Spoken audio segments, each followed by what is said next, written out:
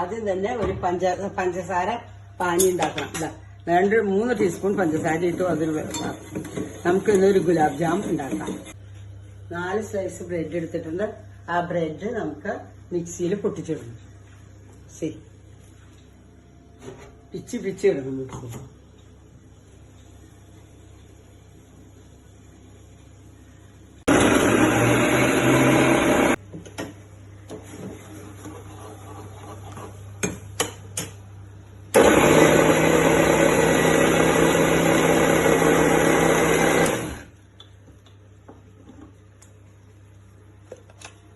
നല്ല പോലെ പൊടിച്ചെടുക്കാം. നല്ല പോലെ പൊടിച്ചിട്ടു.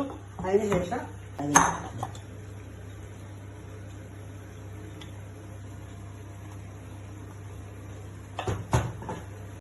കുഴയ്ക്കുക. നല്ല പോലെ കുഴക്കണം. നല്ല പോലെ കുഴച്ച് ഇതിന് നമുക്ക് പാലിൽ കുഴച്ചിട്ട് നല്ല ഗുലാബ് ജാം പോലെ ഉരുട്ടി വെക്കണം.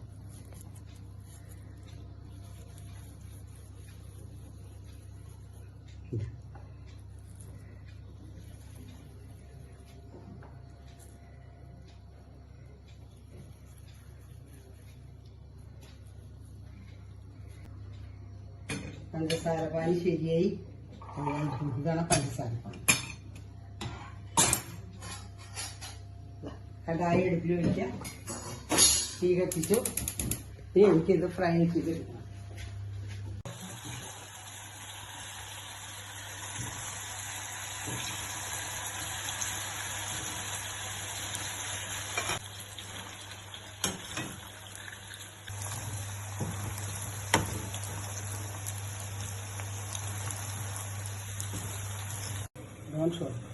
ഗുലാബ് ജാമുൻ ശരിയായി നോക്കും. ഇതാ നല്ല ബ്രൗൺ കളറായി. ഇനി ഇതിലിടുക.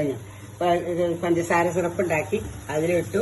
ഇനി അത് കഴിഞ്ഞ് ഇതെന്ത് ചെയ്യണമെന്ന് വെച്ചാൽ 2 മിനിറ്റ് തിളച്ചിട്ട് നമുക്കത് സ്വിച്ച് ഓഫ് ചെയ്യാം.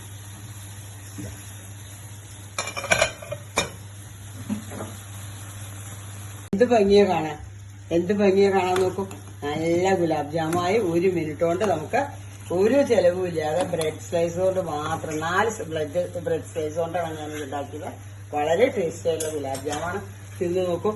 ഇതിൽ വേണമെങ്കിൽ നിങ്ങൾക്ക് ഇലാച്ചി ഇടാം, കാഷ്നട്ട് ഇടാം, എന്ത് വേണമെങ്കിൽ ഇടാം കേട്ടോ. അത് ഞാൻ ചെയ്തിട്ടില്ല. ഗുലാബ് ജാം റെഡിയായി. എന്ത് ഭംഗിയെ കാണാൻ.